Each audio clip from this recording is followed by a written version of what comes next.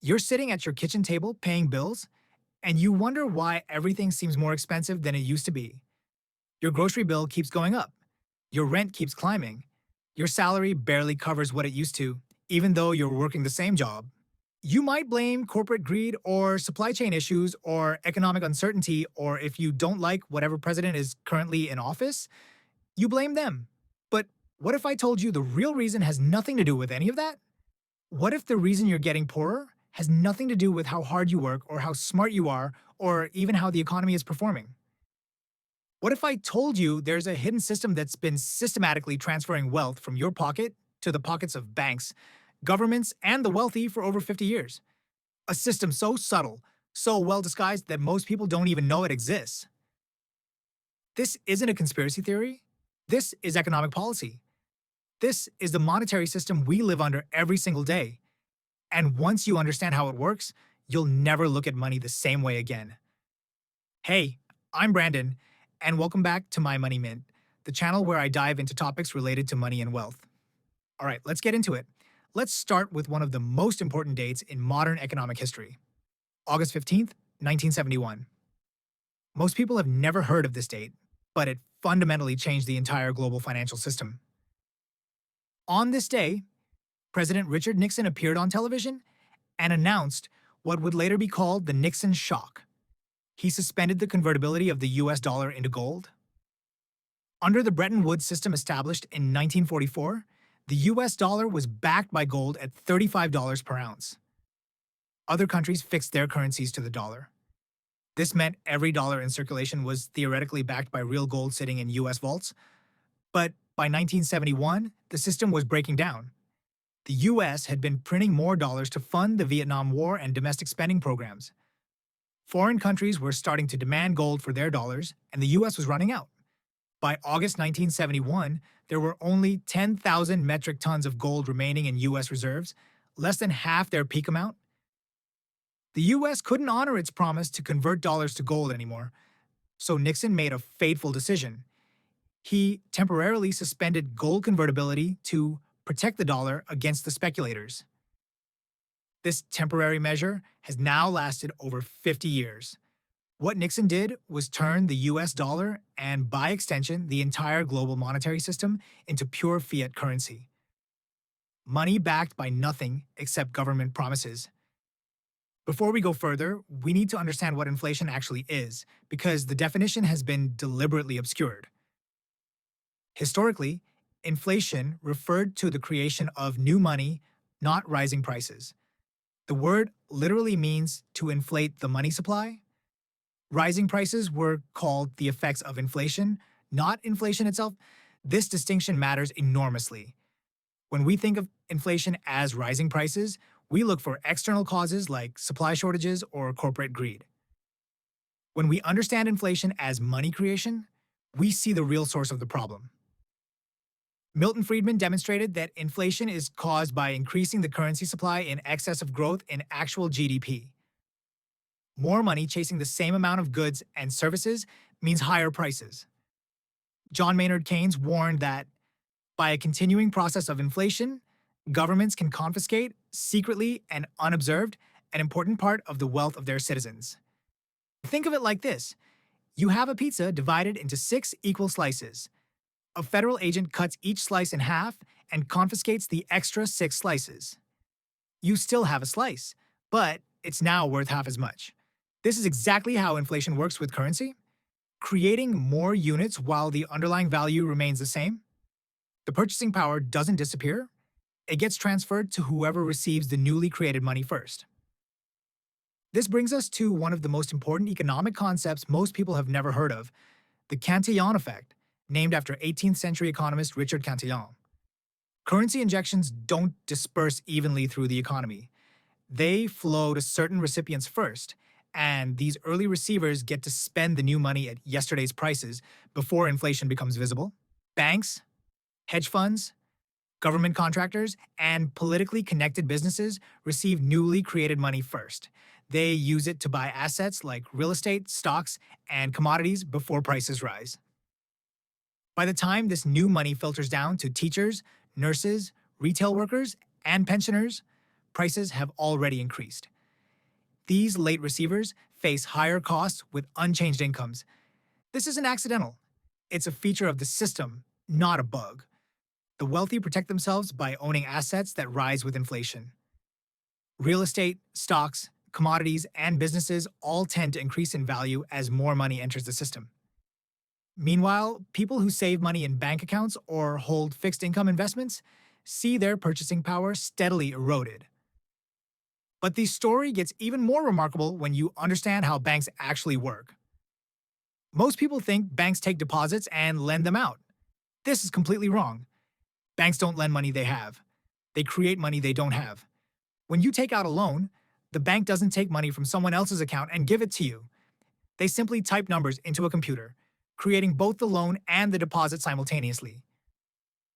97% of money in the modern economy is created by banks when they make loans. The government only creates 3% of money through coins and paper currency. Here's how it actually works. You apply for a $100,000 mortgage, the bank approves the loan and makes two accounting entries. They create a $100,000 asset on their books, your loan, and a $100,000 liability, your deposit account. New money has been created out of nothing. This isn't controversial or hidden. It's standard banking practice, documented by central banks around the world. The Bank of England explicitly states that banks do not act simply as intermediaries, lending out deposits that savers place with them. Rather, banks create money. Under fractional reserve banking, banks only need to hold a fraction of their deposits as reserves. If the reserve requirement is 10%, banks can lend out 90% of what they receive. But here's where it gets exponential. When Bank A lends $900 to a customer, that customer deposits the money in Bank B. Bank B can now lend out $810, which gets deposited in Bank C, which can lend $729, and so on. The original $1,000 deposit can theoretically become $10,000 in total money supply through this multiplier effect. In practice, many developed countries, including the US, UK, and Canada, have eliminated reserve requirements entirely. Banks can create money limited only by their willingness to lend and regulators' capital requirements. From 1970 to 2010, private banks increased the available purchasing power in wealthy economies by a factor of 77 times. Not 77%. 77 times. Governments have discovered they have a third option beyond raising taxes and cutting spending. They can simply create money to pay their bills. When the government runs a deficit, it issues bonds. These bonds are often purchased by the central bank using newly created money. This is called debt monetization or quantitative easing. From the government's perspective, this looks attractive. They can spend money without raising taxes or cutting popular programs. The costs are hidden in the form of inflation that shows up months or years later. When interest and principal repayments come due, they can print more money to pay them off. This dilutes the money supply, decreasing the value of money held by everyone else. The large majority of government debt is fixed in nominal terms. Unexpected inflation effectively transfers wealth from debt holders to the government, functioning as a tax whose size is proportional to the amount of outstanding debt. By increasing inflation, governments can reduce the real value of their outstanding obligations. They repay debt with money that's worth less than when they borrowed it. The scale of modern money creation is unprecedented in human history. The Federal Reserve printed approximately $3.3 trillion in 2020 alone. That's 1/5 of all US dollars in circulation created in a single year.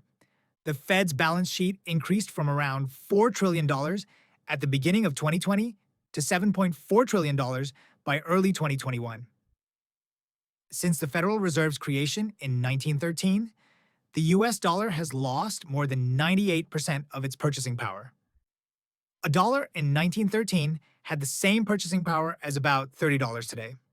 This isn't accidental. It's not a side effect of economic growth or technological change. It's the direct result of systematic money creation designed to transfer wealth from savers to borrowers, from workers to asset owners, from the poor to the rich. This pattern isn't new. The Roman Empire provides the ultimate historical lesson in currency debasement. The silver denarius maintained consistent weight and purity for nearly 300 years. However, Roman officials discovered they could make more silver coins with the same face value by decreasing purity. By the time of Marcus Aurelius, the denarius was only 75% silver. Under Gallienus, coins had barely 5% silver content. By 265 AD, when there was only 0.5% silver left in a denarius, prices skyrocketed 1,000% across the Roman Empire. Currency debasement completely paralyzed production and marketing of vital goods and disintegrated society's economic organization. Commerce in necessities vanished. People deserted cities and tried to grow food for themselves. The peasantry became totally alienated from the Roman state. When barbarian tribes invaded, the Roman people often welcomed them as liberators from the kleptocratic Roman government. More recent examples show the same pattern. Zimbabwe experienced hyperinflation in the late 2000s when the government began printing money to finance spending. From 1980 to 1999, Zimbabwe had modest growth, but public debt climbed as the government spent heavily on war veterans' bonuses and debt service. When the economy deteriorated, the government printed money rather than reduce spending. The result was hyperinflation that destroyed the currency and forced the country to abandon its own money in favor of foreign currencies. Weimar Germany in the 1920s provides another textbook example. The government printed money to pay war reparations and fund domestic spending. The result was hyperinflation that wiped out the savings of the middle class and contributed to political extremism. In every case, the pattern is the same. Governments start printing money to solve fiscal problems. Early recipients benefit while late recipients suffer. Eventually, the currency loses credibility and the system collapses. The current monetary system creates clear winners and losers.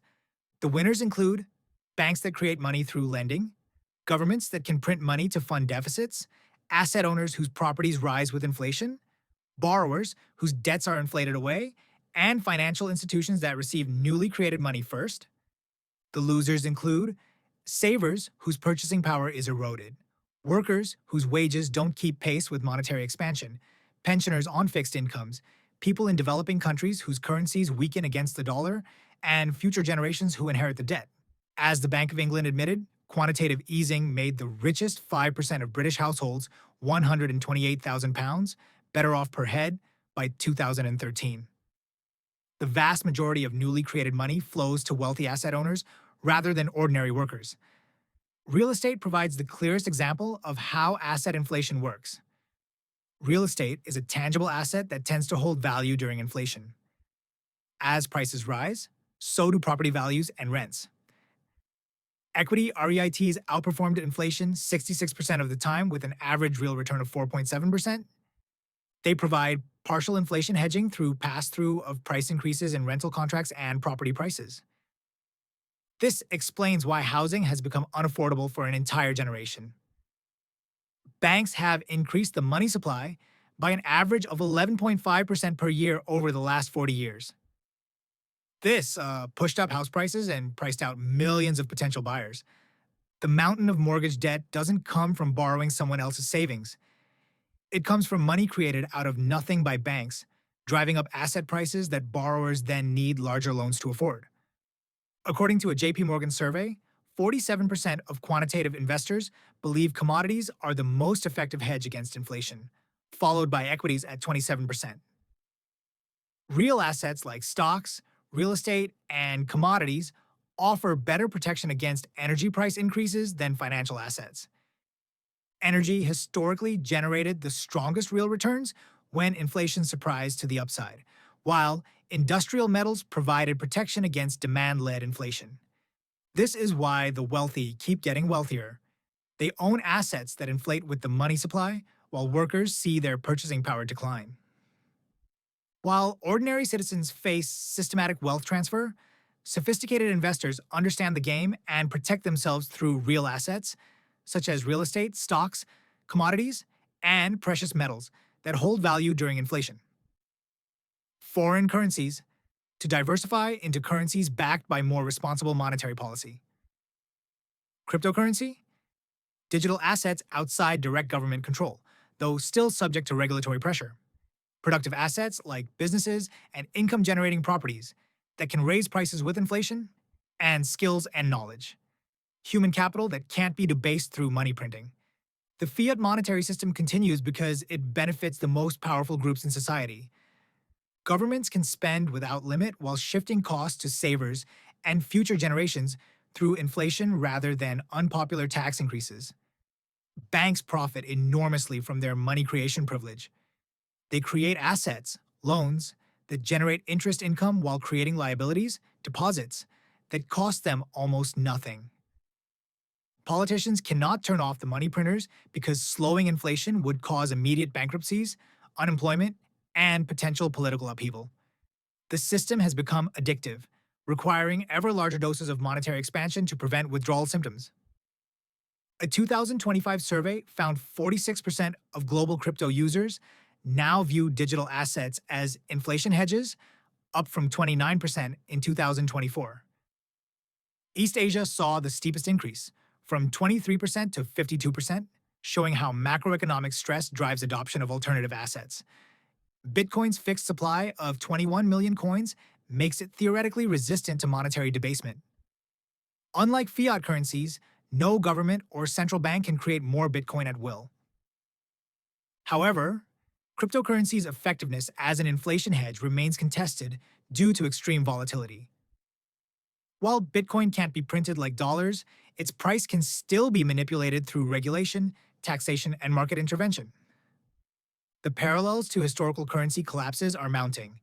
We see exponential growth in money supply during recent crises, asset price inflation benefiting the wealthy while necessities become unaffordable, growing wealth inequality as monetary policy creates winners and losers, political instability and extremism as economic frustration builds, loss of faith in institutions as people recognize the system is rigged, and military spending consuming increasing resources as empires overextend. By the beginning of the 4th century, the Roman Empire had become a completely different economic reality.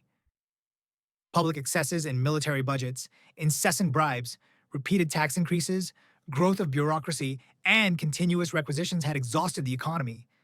The same pattern of fiscal irresponsibility, monetary debasement, and wealth concentration is visible in modern developed economies. The fiat monetary system isn't broken, it's working exactly as intended. As Milton Friedman said, inflation is taxation without legislation. The government takes purchasing power away from everyone who owns dollars without having to pass a law or hold a vote. Understanding the system is the first step toward protecting yourself from it. Those who grasp the game can position themselves among the beneficiaries rather than the victims. The question isn't whether this system will continue. Governments are addicted to easy money and banks profit enormously from money creation privileges. The system will persist until it becomes unsustainable. The question is whether you'll recognize the wealth transfer mechanism and position yourself accordingly, or remain among the masses whose wealth is quietly drained away, one printed dollar at a time. This means understanding that cash is not a store of value in a fiat system, recognizing that debt can be advantageous during periods of monetary expansion, investing in real assets that maintain purchasing power, developing skills and knowledge that retain value across monetary regimes, and staying informed about monetary policy and its effects on different asset classes. This isn't ultimately about investment strategy or personal finance. It's about the fundamental structure of our economic system and who it's designed to benefit. When private banks can create money through keystrokes while governments can print their way out of fiscal problems, the incentive structure of the entire economy becomes distorted. Productive work becomes less rewarded than financial manipulation. Saving becomes penalized while borrowing is subsidized. Prudent behavior is punished while reckless speculation is rewarded. The social contract that underlies democratic society depends on the idea that hard work and responsible behavior lead to prosperity. When the monetary system systematically transfers wealth from the prudent to the reckless, from the productive to the connected, that social contract breaks down. Every empire in history has eventually debased its currency. The temptation to create money rather than earn it proves irresistible to governments facing fiscal pressure. The policy of monetary expansion and currency debasement eventually decomposes even mighty empires. Rome, Spain, Britain, and others all follow the same path from sound money to fiat currency to monetary collapse. Currency debasement is a one-way street. The boulder only rolls downhill. Politicians cannot turn off the printers because stopping inflation would cause immediate economic pain that voters would punish them. Instead, they continue printing until the currency loses all credibility and must be replaced or reformed. This can take decades or centuries, but the end result is always the same. What makes today's situation unique is the global scale of fiat currency adoption. Previous monetary collapses were limited to individual countries or regions. Today, nearly every currency in the world is fiat, backed only by government promises. When the Roman denarius failed, people could use Byzantine gold coins. When German marks became worthless, people could use British pounds or American dollars. But today, there's no major currency backed by gold or other real assets. When the current system fails, there may be no obvious replacement ready to step in. This makes the stakes much higher. A global monetary collapse would affect every country simultaneously, potentially causing social and political upheaval on an unprecedented scale. The silent scam behind modern money is hiding in plain sight. It's not a conspiracy theory or a hidden plot. It's monetary policy implemented by central banks and governments around the world. The scam is that most people don't understand how the system works. They don't realize that their purchasing power is being systematically transferred to banks, governments, and asset owners through money creation and inflation. They work harder and harder, but fall further behind because the game is rigged against anyone who doesn't own appreciating assets or have access to newly created money. Once you understand the system, you can't unsee it.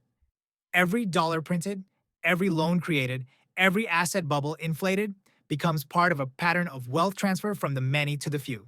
The question isn't whether you'll participate in this system. You're already participating whether you know it or not. The question is whether you'll be among those who benefit from it or those who are exploited by it.